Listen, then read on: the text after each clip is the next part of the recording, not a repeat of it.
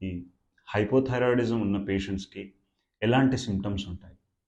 అధికంగా బరువు పెరగడం, hair loss, depression, ankle edema, పాదాలలో వాపు రావడం, కాన్స్టిపేషన్, మలబద్ధకం, ఇంకా కోల్డ్ ఇంటాలరెన్స్ అండి. అంటే చలికి తట్టుకోలేకపోవడం.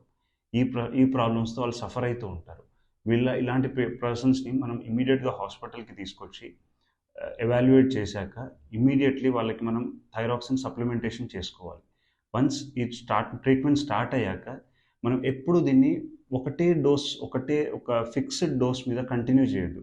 మనం ఏం చేయాలంటే ఈ డోస్ ఒకసారి ఇచ్చాక 3 మంత్స్ తర్వాతకి మళ్ళీ థైరాయిడ్ టెస్ట్ చేసి ఈ హార్మోన్ మనం సప్లిమెంట్ చేస్తుంది ఆ టీఎస్‌హెచ్ వాల్యూ బ్యాలెన్స్ అవుతుందా లేదా?